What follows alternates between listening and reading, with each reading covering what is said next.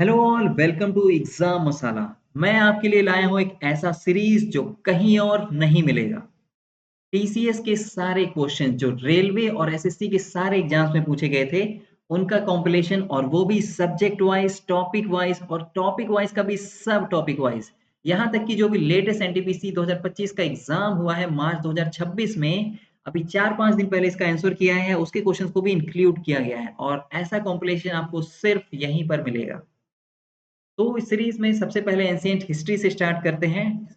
और पहला टॉपिक हम इस वीडियो में करेंगे प्री हिस्ट्री का। एनटीपीसी 2026 के जो एग्जाम हैं, जो भी आगे होंगे, अभी 12th लेवल का अंडर ग्रेजुएट होगा, उसके लिए बहुत इंपॉर्टेंट है। तो देखो, प्री हिस्ट्री में पूछे गए थे पूरे 50 क्वेश्चन, और उसका वेटेज है आपके सामने।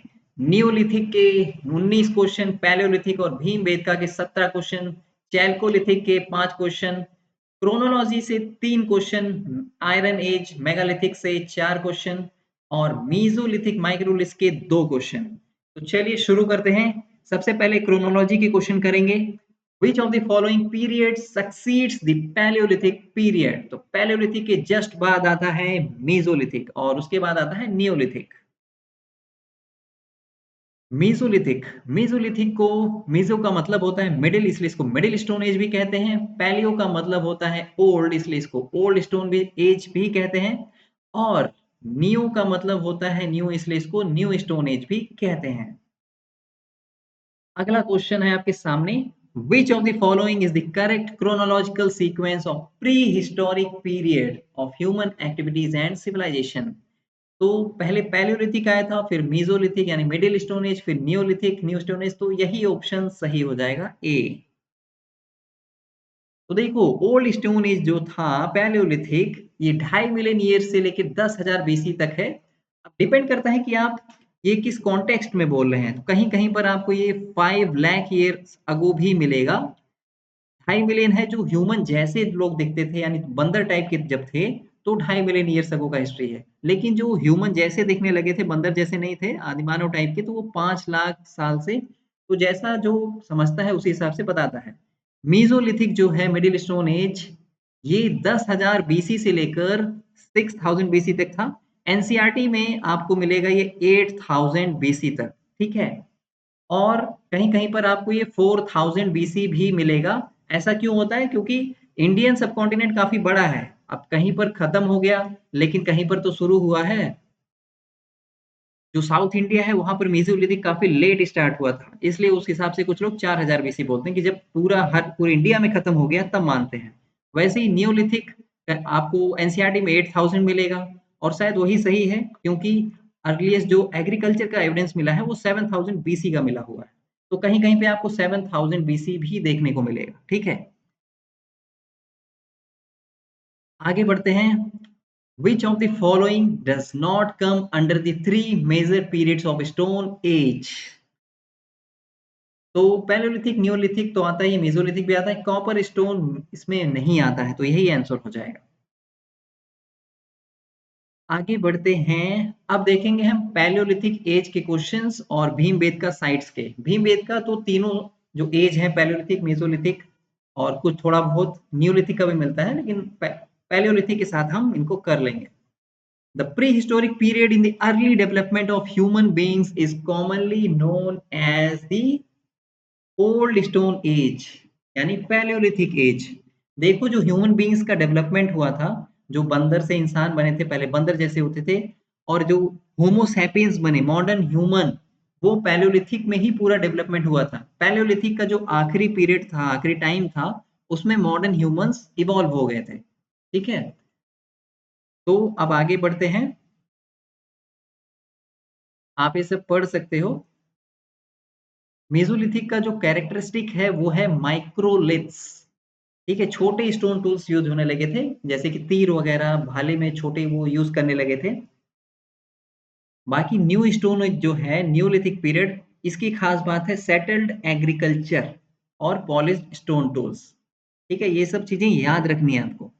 विच technique was primarily use to produce flake tools in India during the middle Palaeolithic culture? अब देखो, पैलियोलिथिक जो एज है उसको भी 3 पार्ट में डिवाइड करते हैं। तो जो मिडिल वाला एज था उसमें फ्लेक टूल्स प्रोड्यूस करने के लिए कौन सा टेक्निक यूज करते थे? तो ये था लेवलॉइस टेक्निक। तो देखो फ्लेक टूल्स के लिए लेवलॉइस टेक्निक यूज होता था। ठीक है, इसमें कोर को केयरफुली करते थे स्टोन नैपिंग यूज करके। तो ये बेसिकली था फ्लेक टूल्स के लिए। उसके बाद एक परकशन मेथड होता है। परक्यूशन मेथड जो है ये थोड़ा ब्रॉड है। ठीक है, यानी कि इससे कई काम होते थे। तो ये लोअर पैलियोलिथिक का था। मिडिल पैलियोलिथिक बाद में आया था। और जो लोअर पैलियोलिथिक पीरियड में था उसमें परक्यूशन मेथड यूज होता था। इसमें रॉक्स को आपस में टकरा के थोड़ा उसको शार्प किया जाता था, पत्थर को तोड़ के। ब्लेड टूल टेक्नोलॉजी, ये अपर पैलियोलिथिक एज, अपर यानी लेटर पैलियोलिथिक एज। ठीक है, जो लोअर है ये अर्ली है। ठीक है, इसको अर्ली पैलियोलिथिक एज भी कहते हैं। और अपर पैलियोलिथिक एज बाद में आया था, इसको लेटर पैलियोलिथिक एज कहते हैं। इसमें थिन ब्लेड्स, लॉन्ग और थिन ब्लेड्स बनाए जाते थे। अब ये जो आज का ब्लेड होता है वैसा ब्लेड नहीं, इतना पतला नहीं होता था, पत्थर से इतना पतला हो भी नहीं सकता। ठीक है, लेकिन ब्लेड जैसा ही होता था। फिर जो मीजोलिथिक और नियोलिथिक पीरियड आया उसमें प्रेशर फ्लेकिंग यूज होता था। ये काफी बाद की टेक्निक है। इसमें बोन और वुड्स को प्रेस करके टाइनी फ्लेक्स बनाए थे एकदम शार्प एजेस बनाने के लिए। अब भीमबेटका देखिए, दो क्वेश्चन है। Bhimbetka Palaeolithic site is located near which river valley of India? तो भीमबेटका के देखो भर भर के क्वेश्चन पूछे जाते हैं हर एग्जाम में, railway, SSC, state exam, UPSC सब में पूछे जाते हैं। तो भीमबेटका है सतलज, सॉरी सतलज तो यूपी में है। भीमबेटका है नर्मदा नदी के किनारे। यमुना और गंगा तो वैसे भी नहीं होगा, और सतलज भी नॉर्थ इंडिया में है। तो ये आंसर नहीं होगा। आपको पता होना चाहिए कि जो भीमबेटका है ये मध्य प्रदेश में है। तो जब अगर इतना ही पता है तो आप ऑप्शन एलिमिनेट करके कर सकते हो क्वेश्चन को। ये देखो भीमबेटका की साइट्स हैं। यहाँ पर गुफाएं हैं जहाँ पे लोग रहते थे। ये रॉक पेंटिंग्स हैं। ठीक है, रॉक पेंटिंग्स के लिए फेमस है हमारा भीमबेटका। यहाँ पे पेंटिंग्स बनाई हुई है कि तीर वगैरह यूज कर रहे हैं जानवरों पे बैठ के। ये डोमेस्टिकेशन का थोड़ा सा मिला हुआ है ना। उसके बाद देखो भीमबेटका कहाँ पर है? ये विंध्या रेंजेस में है। विंध्या रेंज जो है मध्य प्रदेश में, वहां पर है। और नर्मदा रिवर तो ये तो क्वेश्चन में ही था। बाकी देखो भीमबेटका केव्स कब डिस्कवर हुई थी? तो 1957 में डिस्कवर हुई थी। ठीक है, तो 58 में भी साथ में यहाँ पे ले लिया ऑप्शन में, बट 1957 याद रखना है आपको। भीमबेटका को डिस्कवर किसने किया था? विष्णु श्रीधर वकांकर। तो वकांकर जी का नाम याद रखना। ठीक है, 1957 में डिस्कवर किया था। और बाई एक्सीडेंट डिस्कवर कर लिया था। ट्रेन में आराम से जा रहे थे, विंडो के ट्रेन की विंडो से देखा कि यहाँ पर कुछ अलग है, तो वहां पे गए उन्होंने और डिस्कवर कर लिया भीमबेटका केव्स।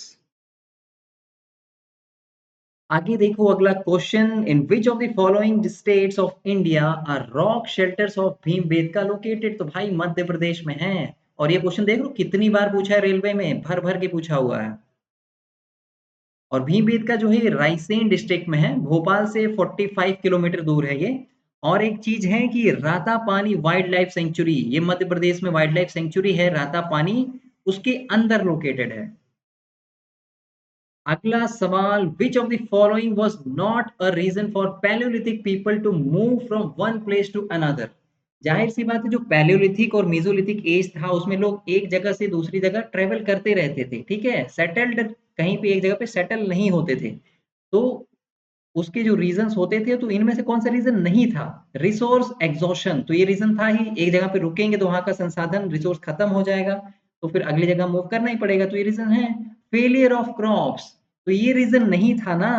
ये रीजन नहीं था क्योंकि जो एग्रीकल्चर है वो नियोलिथिक एज में स्टार्ट हुआ था, नियोलिथिक में। तो पैलियोलिथिक में ये रीजन हो ही नहीं सकता, तो यही आंसर हो गया। बाकी जो इनके शिकार होते थे, जिनका इन्हें शिकार करना होता था, वो मूव करते थे, तो ये भी उनके पीछे पीछे मूव करते थे। उसके बाद जो सीजनल चेंजेस होते थे उसकी वजह से भी मूव करना पड़ता था। कहीं पे मौसम ज्यादा खराब हो गया, ठीक है, तो कहीं और मूव करना पड़ेगा। तो जो पैलियोलिथिक और मीजोलिथिक के ह्यूमंस थे वो हंटर और गैदरर्स थे, शिकार करते थे और खाना इकट्ठा करते थे, फल फ्रूट वगैरह। लेकिन जो नियोलिथिक का पीरियड था उसमें एग्रीकल्चर स्टार्ट हो गया था।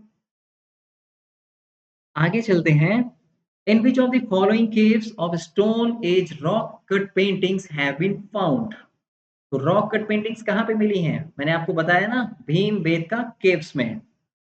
उसके बाद जो अजंता और एलोरा केव्स हैं, ये दोनों महाराष्ट्र के औरंगाबाद में हैं। ठीक है, अजंता और एलोरा का आप नाम एक साथ सुनते होंगे, दोनों औरंगाबाद में है, महाराष्ट्र में। अजंता केव्स में बुद्धिस्ट रॉक कट मॉन्यूमेंट्स हैं ज्यादातर, लेकिन एलोरा केव्स में हिंदू, बुद्धिस्ट और जैन तीनों के मॉन्यूमेंट्स हैं। बराबर केव्स ये तो उतना फेमस नहीं है, ये मौर्यन एम्पायर का है, बिहार में है। Where in India would you find rock painting dating back to the stone age? तो रॉक पेंटिंग कहाँ मिली? भीमबेटका में। भीमबेटका का एक और इम्पोर्टेंट पॉइंट है कि इसको यूनेस्को वर्ल्ड हेरिटेज साइट में इंक्लूड कर लिया गया है। कब इंक्लूड किया था? 2003 में। ठीक है, अब देखो नालंदा तो आपको पता है, नालंदा यूनिवर्सिटी थी एक बिहार में जिसको डिस्ट्रॉय कर दिया गया था।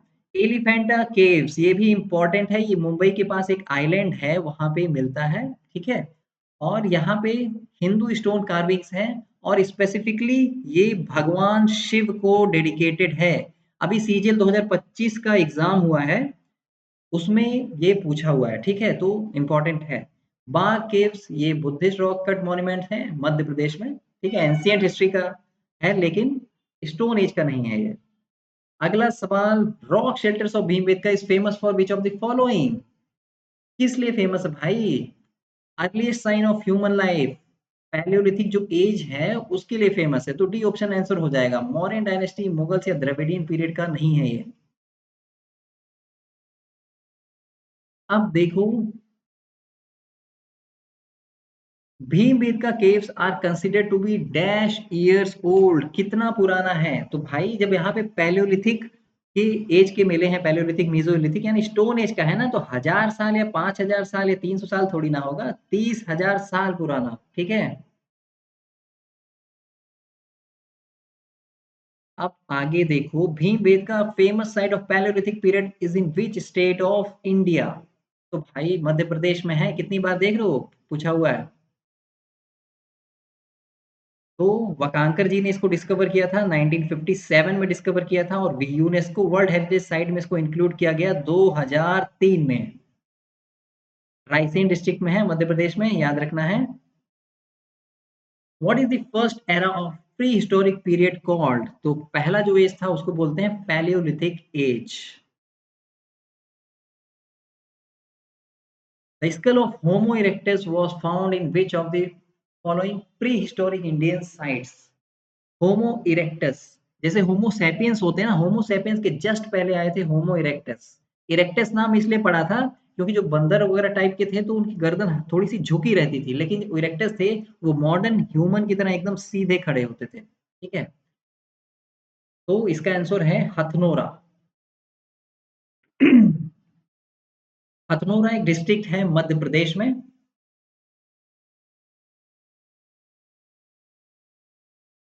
जो मेगालिथिक एज है ना, ये आयरन एज के कंटेम्परेरी है, दोनों साथ साथ में ही थे। उसके बाद आता है इनाम गांव। इनाम गांव भी महाराष्ट्र में है, ये एक चैल्कोलिथिक एज का साइट है, चैल्कोलिथिक यानी कॉपर स्टोन एज का। फिर मेहरगढ़ काफी इंपॉर्टेंट है, ये पाकिस्तान के बलूचिस्तान एरिया में है, ये एक न्यूलिथिक साइट है। और ये फेमस है क्योंकि यहाँ पे एग्रीकल्चर का सबसे अर्लीस्ट एविडेंस मिला था, सबसे पुराना एग्रीकल्चर का एविडेंस मिला था मेहरगढ़ में। उसके बाद अगला क्वेश्चन है, Palaeolithic period extend from 2 million years ago to about 12,000 years ago. This long stretch is time divided into lower, middle and upper Palaeolithic. This long span of time covers dash percent of human history. तो देखो जो Palaeolithic है ना, वो सबसे लंबा period है, और इतना लंबा है कि ह्यूमन हिस्ट्री का 99% कवर करता है। समझ में आई बात? जो मेसोलिथिक, नियोलिथिक और जो अभी पूरा ये चल रहा है अभी का भी, यहाँ अभी तक 2026 तक, वो केवल 1% है ह्यूमन हिस्ट्री का। अगला सवाल है आपके सामने, during which of the following period ostriches were found in India? तो अभी बताया ना, पैलियोलिथिक एज में ऑस्ट्रिच पाए जाते थे। कहाँ पे इसका अवशेष मिला है? ये मिला है पटने में, पटने महाराष्ट्र में है। ठीक है, ऑस्ट्रिच के एग शेल्स मिले हैं। अगर अभी चलते हैं अगले सवाल पे, which of the following is a Palaeolithic site of archaeological importance in India? तो पैलियोलिथिक साइट है हमारा हुना सागी। हुना सागी कर्नाटक में लोकेटेड है। और जो बाकी ऑप्शंस हैं, चिरांड ये एक नियोलिथिक साइट है, उतना फेमस नहीं है। बुर्जा होम काफी इंपॉर्टेंट है, इससे क्वेश्चंस आते हैं। ये एक नियोलिथिक साइट है और यहाँ पे पिट ड्वेलिंग्स मिली हैं। पिट मतलब गड्ढा, लोग गड्ढे बना के रहते थे, ठीक है। तो ये कश्मीर का ये साइट याद रखना है। और मेहरगढ़ तो इंपॉर्टेंट है ही। यहाँ पे अर्ली लिखा हो, लेकिन अर्लीस्ट इंडियन सब कॉन्टिनेंट में अर्लीस्ट एग्रीकल्चर का यहाँ पे प्रूफ मिला है और ये नियोलिथिक साइट है, ठीक है, बलूचिस्तान पाकिस्तान में। अब हम करेंगे मेसोलिथिक एज के क्वेश्चंस। मेसोलिथिक का खास बात है कि यहाँ पे माइक्रोलिथ्स यूज होते थे, स्मॉल स्टोन टूल्स। पहला question, the archaeological site Langhnaj in Gujarat known for microlithic tools and evidence of hunting gathering communities is associated with which prehistoric culture phase in India? तो लंगनाज, अब क्योंकि माइक्रोलिथिक से ही आपको यहाँ पे आंसर मिल गया। माइक्रोलिथिक कहाँ पे यूज होता था? मीजोलिथिक में। तो डायरेक्ट बी ऑप्शन आंसर, आपको पता हो या ना हो, ठीक है, क्वेश्चन में ही आंसर दे दिया आपका। अगर आपको नॉलेज है तो आराम से कर लोगे। अब आगे चलते हैं। Microliths were dash use by early human. तो लिथ मतलब होता है स्टोन और माइक्रो मतलब स्मॉल। तो स्मॉल स्टोन टूल्स थे, ये बी ऑप्शन आंसर हो जाएगा। तो ये सब तो वही दे रखा है ना। आगे बढ़ते हैं। और स्मॉल स्टोन टूल से कैसे होते थे? मतलब तीर होते थे, ठीक है, तीर का आगे का वो हिस्सा जो होता है वो बनाते थे और भाले वगैरह बनाते थे। आगे बढ़ेंगे। अब करेंगे हम नियोलिथिक एज के क्वेश्चंस। नियोलिथिक में ही इंसान सेटलमेंट होना लगा था। पहले नोमैडिक था, इधर उधर घूमता रहता था। नियोलिथिक में एग्रीकल्चर स्टार्ट हुआ, तो इसलिए इंसान एक जगह पे रुकने लगा, क्योंकि फसल देखनी है तो भाई रुकना तो पड़ेगा ना, बसना पड़ेगा कहीं पर। क्वेश्चन देखो, which of the following neolithic sites yielded the remains of 3 species of deer, बारहसिंगा, गैजेले एंड स्पॉटेड डियर? तो इसका आंसर हो जाएगा आपका कोडेकल।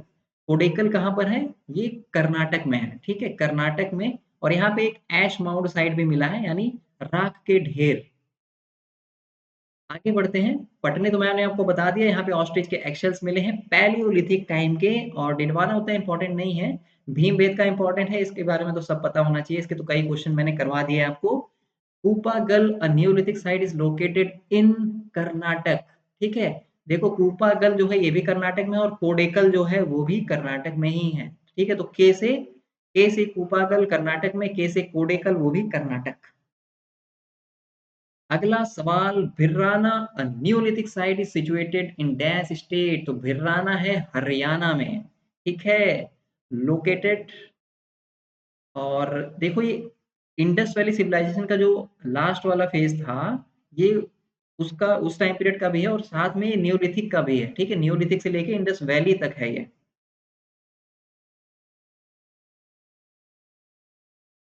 ठीक है, न्यूलिथिक से ये स्टार्ट हुआ था और इंडस वैली सिविलाइजेशन का जो अर्लियर फेज था, जो ओल्डेस्ट फेज यानी अर्लीस्ट फेज, वहां तक इसका एक्सटेंड था। What were the first wheels made of? पहले जो पहिए थे वो किसके बने थे? जाहिर सी बात है भाई, रबड़ के थोड़ी ना बनेंगे, कांच के थोड़ी बनेंगे। लोहा तो भाई 1500 बीसी में जाके इंसान ने डिस्कवर किया था, तो जाहिर सी बात है लकड़ी का ही बनेगा।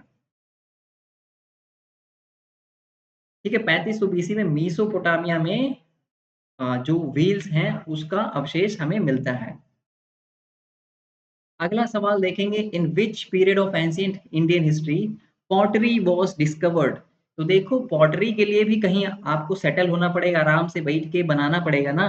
तो नियोलिथिक आंसर हो जाएगा, ठीक है। जब नियोलिथिक में एग्रीकल्चर भी स्टार्ट हुआ था, जब यहाँ पे सेटल हुए थे, तो फिर पॉटरी भी स्टार्ट हुई थी। बाकी पैलियोलिथिक और मीजोलिथिक में तो इधर उधर घूमते रहते थे, वहां पे क्या एग्रीकल्चर करेंगे और क्या पॉटरी बनाएंगे, क्या मटके बनाएंगे ये लोग। तो अर्लीस्ट एविडेंस जो मिला है एग्रीकल्चर का वो मेहरगढ़, ये मैंने आपको बता दिया, ठीक है। और पॉटरी भी न्यूलिथिक एज में स्टार्ट हुआ था। Celt is dash from the neolithic period. Celt एक टूल होता है और ये एक तरीके का एक्स होता है, ठीक है, कुल्हाड़ी होती है। अब पैलियोलिथिक मेसोलिथिक में भी एक्स यूज करते थे, लेकिन वो उतना पॉलिश नहीं होता था, शार्प नहीं होता था। लेकिन क्योंकि नियोलिथिक पीरियड में पॉलिश्ड टूल्स यूज करने लगे, तो सेल्ट एक तरीके का इम्प्रूव्ड वर्जन था, ठीक है, पॉलिश्ड स्टोन टूल, ठीक है, एक्स का तरह ही होता था।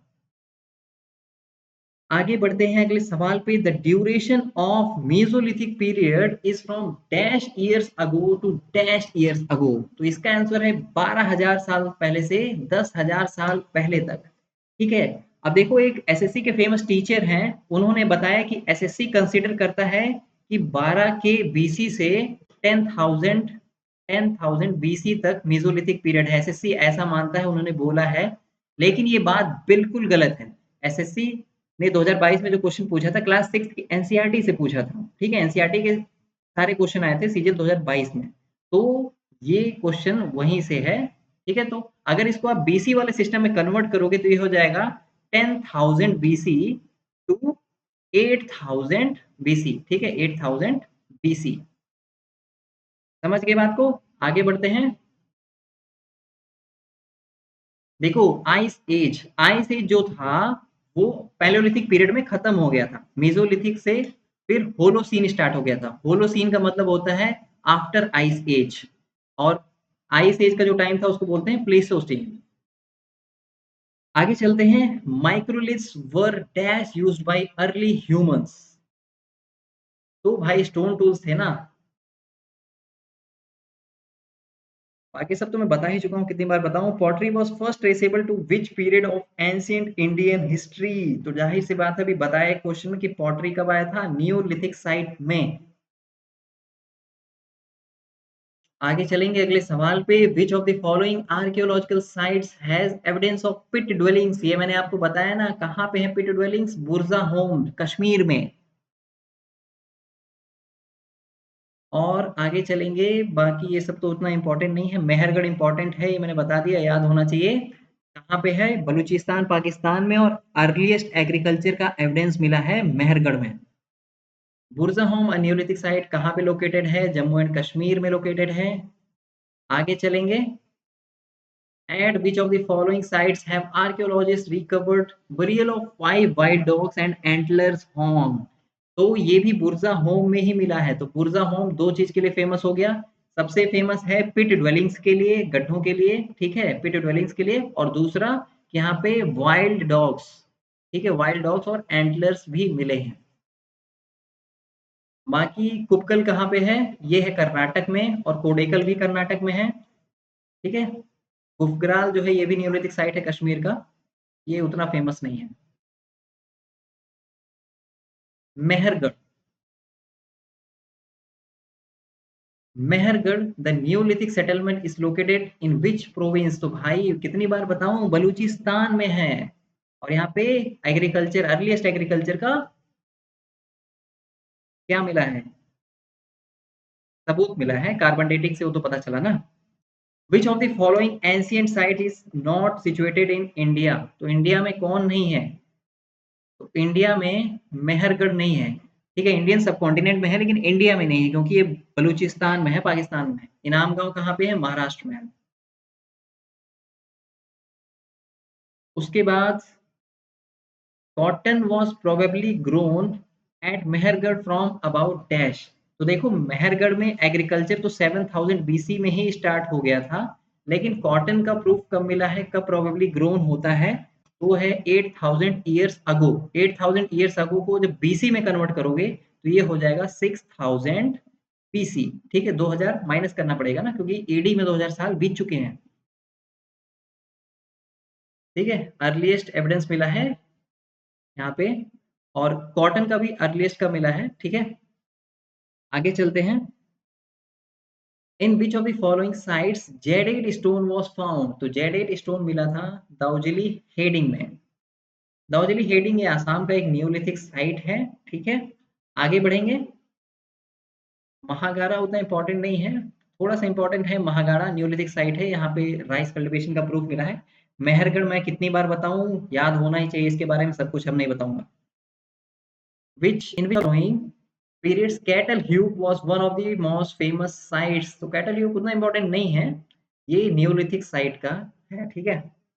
कैटलह्यूक ये टर्की का है, एक साइट है। दुनिया का ये ओल्डेस्ट और लार्जेस्ट नोन नियोलिथिक साइट है, ठीक है। अब जो वर्ल्ड हिस्ट्री है वो हमारे एग्जाम्स में कम ही पूछी जाती है, ठीक है। एसएससी और रेलवे में कम ही पूछता है। The archaeological site of Koldihwa is located in, Koldihwa है हमारे यूपी में। यहाँ पे राइस कल्टीवेशन का कहा गया, earliest evidence of rice cultivation यहाँ पे मिला है। ये यूपी की बेलान रिवर वैली में है।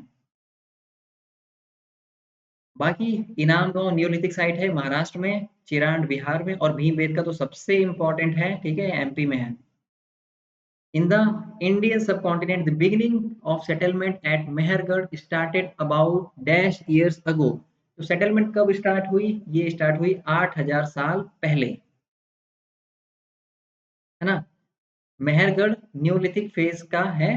यहाँ पे मैंने आपको बताया ना 7000 बीसी का प्रूफ मिला है एग्रीकल्चर का, ठीक है, earliest agriculture evidence in Indian subcontinent. अब हम करेंगे चैल्कोलिथिक। चैल्को का मतलब होता है, चैल्को का मतलब होता है कॉपर, और लिथिक का स्टोन, तो इसलिए इसको बोलते हैं कॉपर स्टोन एज। पहला सवाल, which of the following was not an excavated site of बानस culture. तो बानस कल्चर जो था ये था राजस्थान में, ठीक है। और जो नागदा है ये मध्य प्रदेश में है, तो यही इसका आंसर हो जाएगा, ठीक है। नागदा मध्य प्रदेश में है। मध्य प्रदेश में एक और कल्चर मिलता है चैल्कोलिथिक पीरियड का, मालवा कल्चर, ठीक है।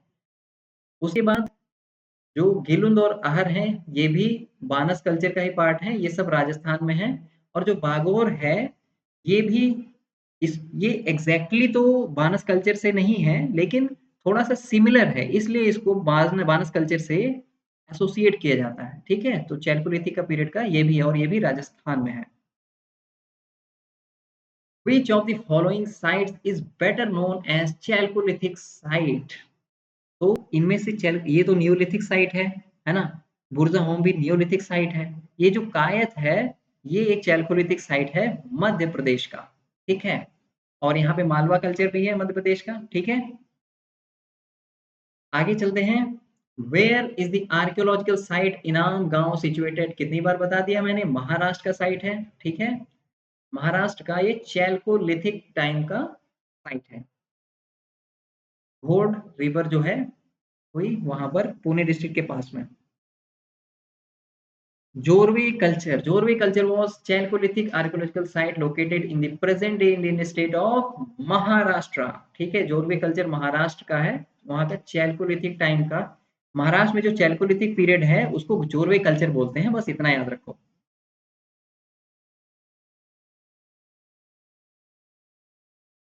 अब आगे चलते हैं। विच of the following sites is situated on the river घोड़, अ ट्रिब्यूटरी ऑफ भीमा। तो ये तो अभी बताया, इनाम गांव। आगे बढ़ेंगे।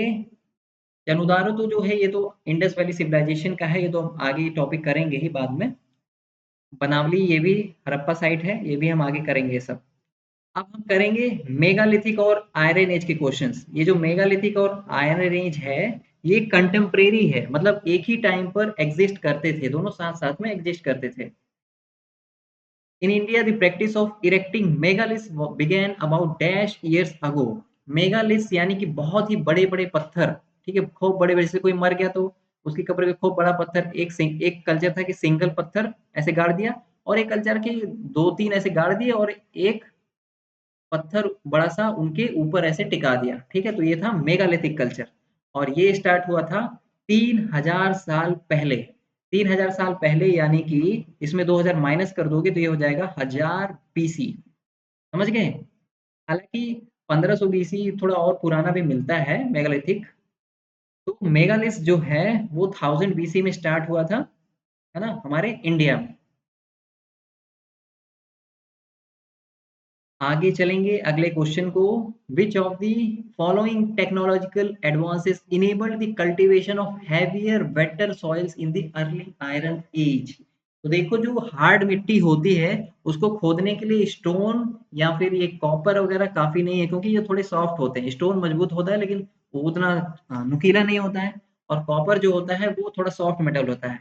तो आयरन का यूज करना पड़ेगा। तो आयरन के जो प्लोशेयर्स होंगे, आर और उसकी एक्सिस, इनका यूज करके ये हम खेती कर सकते हैं हैवियर और बेटर सॉइल्स पे। तो डी ऑप्शन आंसर हो जाएगा। ठीक है, तो आयरन एज में ही जो रिवॉल्यूशन आया था एग्रीकल्चर में, आयरन एज में ही आया था, जाहिर सी बात है। जो हमारा गंगा का प्लेन है वहां की मिट्टी का थोड़ी हार्ड है, तो आयरन एज में ही यहाँ पे जो फर्टाइल लैंड है उसका यूज आयरन एज में ही हुआ था। वहां पे डेंस फॉरेस्ट थे तो उसको क्लियर करने के लिए आयरन की जरूरत थी। ठीक है, कॉपर एज में उसको सही से काट नहीं पाते थे क्योंकि वो थोड़ा सॉफ्ट होता है, जल्दी टूट जाता है। अब आ गया हमारा second last question. The most common tool for the Iron Age was the dash, which was used for felling trees, chopping wood, and as a weapon. तो भाई पेड़ गिराने के लिए और ऐसे हथियार, पेड़ गिराने के लिए अब तलवार तो नहीं यूज करोगे ना। और ड्रिलर और सॉ मशीन ये तो भाई अभी मॉडर्न पीरियड का है। ठीक है, तो उस टाइम पे क्या होता था, एक्स यूज होता था। ठीक है, पेड़ काटने के लिए और एज ए हथियार पे। अब आते हैं हम आखिरी क्वेश्चन पे। Iron Age is Iron Age is so named because during this time iron mostly replaced, iron ने किसको रिप्लेस किया? तो देखो, पहले स्टोन एज आया था, स्टोन एज के बाद कॉपर एज आता है, फिर कॉपर में हमने टिन मेड किया तो ये हो गया ब्रॉन्ज एज आया था लास्ट में। ब्रॉन्ज होता है कॉपर प्लस टिन।